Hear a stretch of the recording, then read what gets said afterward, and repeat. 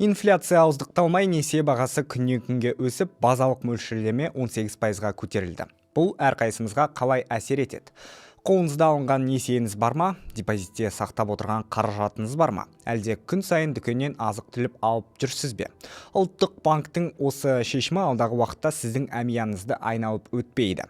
Кей адамға бұл құрғақ ресми дерек болып көрінуі мүмкін, бірақ шын мәнінде бұл өте маңызды белгі.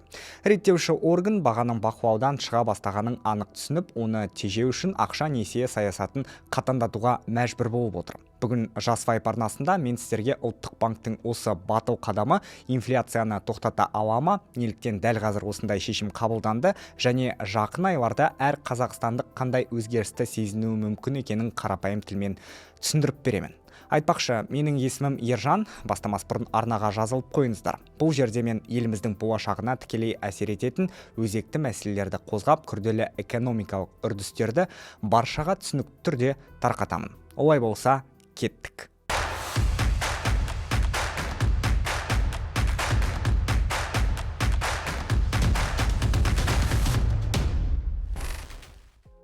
Алдымен ең оңай, бірақ ең маңызды түсініктен бастайық. Базалық мөлшерлеме деген не? Және бүкіл экономика неге соңынан еріп жүреді? Базалық мөлшерлеме елдегі ақшаның нақты құны. Барлық банктың бағытын айқындайтын темір қазығы. Ұлттық банк мөлшерлемені көтерсе, ол банктерге ақша қазір қымбаттады деген ашық белгі береді. Банктер реттеушіден қаражатты осы қымбат мөлшерлемен алып, халық пен бизнеске несиені үстеме арқылы қосып береді. Сондықтан несие қымбаттайды, ал ақшаға қол жеткізу қиындай түседі. Бұл не үшін жасалды дейсіздер ме? Экономикада арзан ақша тым көбейсе, жұртта, компанияларда несиеге үйір болады. Көлік алады, қымбат заттарға тапсырыс береді, бизнесін кеңейтеді. Сұраныс ұсыныстан озып кетеді. Сол кезде баға шарықтай бастайды. Бұл инфляцияның табиғи салдары. Мөлшерлемені көтеру арқылы ұлттық банк осы қызуды басып, экономиканы салқындатуды көздейді. Қарапайым тілмен айтсақ, бұл қарызды азайтыңдар, шығынды тежеңдер, ақшаны сақтап, жинақтауды арттырыңдар дегенді білдіреді. Ал өмірде бұл қалай көрінеді дейсіздер ме?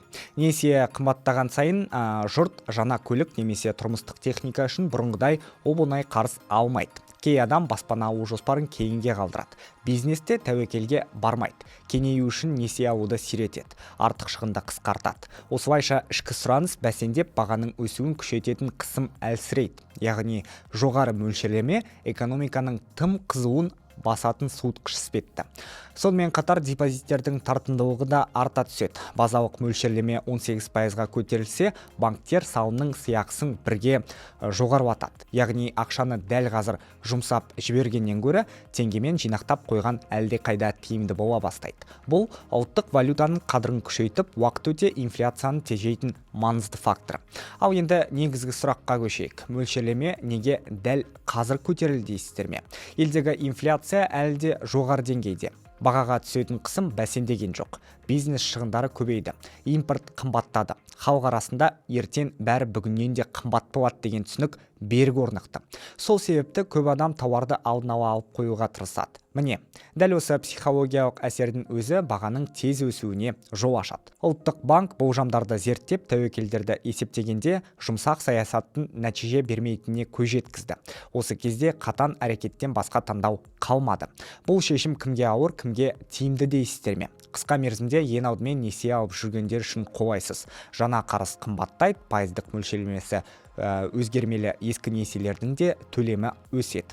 Бизнеске де салмақ түседі, қаржы тарту қиындайды, кей жобалар уақытша тоқтайды. Тұрғын үй нарығында баяулау болуы мүмкін, бірақ жағымды жағы да бар. Жинағы бар азаматтар үшін бұл шешім тиімді. Теңгедегі депозиттердің сыйақысы өсіп, шоттағы қаражат бос жатпайды. Шын мәнінде табыс әкеле бастайды. Ең маңыздысы бұл шешім жазалау емес. Ұлттық банк мөлшерлемені көтеруді халықты қыспаққа алу деп емес, экономиканы реттеудің құралы деп қарайды. Экономиканы тас жолда жүйткіген көлік деп елестетіңіз. Егер жылдамдық шамадан тыс болса, мотор қызып, рөлге ие болу қиынға соғады. Тіпті жолдан шығып кету қаупі де бар.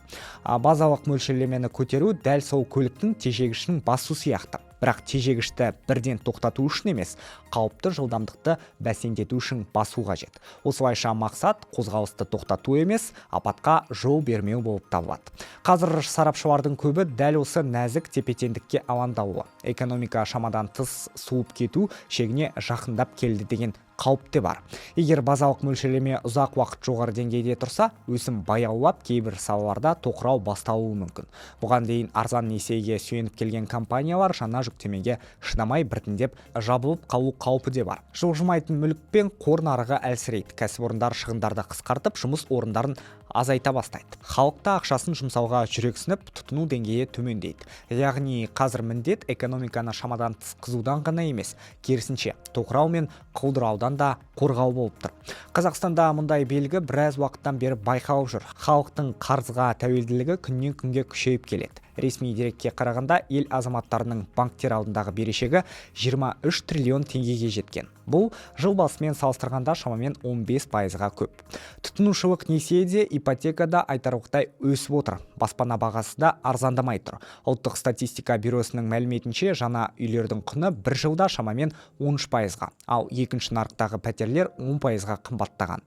Соған қарамастан несие портфелінің жалпы жағдайы әзірге тұрақты деуге болады. 90 күннен астам мерзімге кешіктіріліп, үмітсіз санатқа өтуі мүмкін қарыздардың үлесі небәрі 5%-дан төмен. Бұл жыл басындағы көрсеткіштен жоғары болғанымен, әлі қауіп шегіне жеткен жоқ деген сөз. Сарапшылардың айтуынша, жұрттың басым бөлігі өмір сүру деңгейін түсіріп алмау үшін несиеге жүгінуге мәжбүр.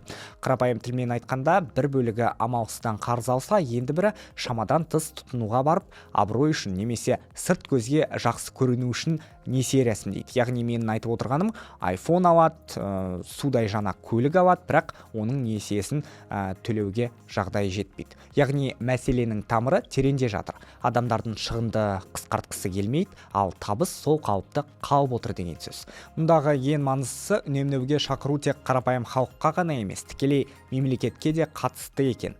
Билікте елге үлгі болып, шығынды қатаң қадағалап, қажетсіз тұстарды қысқартуы тиіс. Президент Қасым-Жомарт Тоқаев жыл басында белді бекен болатын уақыт келді деп ашық айтты. Экономиканы тығырықтан шығару үшін үкімет қиын, кейде жұртқа ұнай бермейтін шешімдер қабылдауға дайын болу қажет екенін ескертті. Қаражат тек ең өзекті, нағыз қажет бағыттарға жұмсалуы тиіс деген талап қойылды. Осылайша жоғарыдан берілген бағыт айқындалды. Ұлттық банктың қатаң монетарлық саясаты мен президенттің үнемдеуге қатысты көзқарасы бір-бірін толықтыратын ортақ бағдар. Қыркүйектегі жолдауында Тоқаев инфляция халықтың нақты табысын жеп қойғанын, дереу шешім талап ететін түйіткіл екенін атап өтті. Қазақстан ұзақ уақыт бойы бір тұйық шеңберден шыға алмай отыр. Табыс сәл өссе, баға бірден секіріп, халық қайтадан бастапқы деңгейге түседі. Президенттің айтуынша, үкімет пен ұлттық банк бірлесіп бір бағытта әрекет етуі керек. Сондықтан базалық мөлшерлемені көтеру жеке қабылданған қадам емес. Инфляцияны ауыздықтауға арналған кең көлемді стратегиялық саясаттың бөлшегі. Инфляция бойынша болжамға да тоқтала кетейік. Үкімет келесі жылы жылдық инфляцияның жоғарғы шегі шамамен 10% болады деп жоспарлап отыр. Бұған дейінгі мақсат 5-6% еді. Бірақ оған Қазақстан кем дегенде 2027 жылға дейін қайта орала алмайды. Логика түсінікті. Баға өсуі тоқтамай, базалық мөлшерлеме де жоғары деңгейге сақталады. Ал инфляция біртіндеп төмендеп, экономика жұмсару жүгін көтере алатын деңгейге жеткенде ғана ставка баяу кезең-кезеңмен төмендей бастайды. Ұзақ мерзімді перспективада базалық мөлшерлеменің түсуі экономиканың тынысы ашылып, жағдайдың жақсара бастағанының айқын белгісі болады. Бірақ тағы бір маңызды нәрсе бар. Қазақстан әлемнен оқшау тұрған ел емес. Пандемиядан кейінгі күйзеліс, энергетикалық дағдарыстар, геосаяси толқулар, осының бәрі әлемді жоғары мөлшерлемелер дәуіріне алып келді. ақш пен Еуропаның орталық банктері де инфляцияны тоқтату үшін ставкаларын күрт көтерген. Бүгінгі әлем қымбат ақша заманында өмір сүріп жатыр. Демек, Қазақстан да жаһандық үрдістен шет қалмай, дәл сол бағытта қадам жасап отыр. Ал енді ең маңыздысына келейік. Осындай үлкен макроэкономикалық процестердің артында әр адамның жеке өмірі тұр. Сонда не істеу қажет дейсіздер ме? Жауап қарапайым. Арзан несие мен оңай ақша кезеңі аяқталды. Енді әр шығынды мұқият ойлау, мәртебе үшін қарыз алмау, ертеңгі күнге аз болса да қор жинау, кез келген несие ертең мүлде басқа экономикалық жағдайда өтелетінін түсіну өте маңызды. Қорытындылай айтқанда, базалық мөлшерлеменің өсуі ұлттық банктің тізгінді мықтап ұстай бастағанның белгісі болып табылып тұр. Реттеуші инфляция халық табысын жалмай бергенде қарап отыра алмады. Бұл шешім көпшілікке ұнай қоймауы мүмкін, бірақ ол ем-дом секілді. Дер кезінде жасалмаса, мәселе тереңдей береді. Бұл қадам инфляцияны толық тоқтата ма? Оны уақыт көрсетеді ағайын. Бірақ бір нәрсе анық, ойланбай қарыз алу және ақша шашу дәуірі аяқталды. Ал сіз қалай ойлайсыз? Мөлшерлеменің 18%-ға көтерілуі болашақ тұрақтылыққа жасалған дұрыс қадам ба? Әлде қазірдің өзінде халыққа ауыр соғып жатыр ма? Бағаның қымбаттауы мен несие жүктемесінің артуын өз өміріңізде сезініп жүрсіз бе? Пікіріңізді қалдырыңыз. Жазбай арнасына жазылуды ұмытпаңыз. Мұнда мен еліміздің тынысын, әр отбасыға әсер ететін өзгерістерді қарапайым, түсінікті тілмен түсіндіремін. Келесі кездескенше.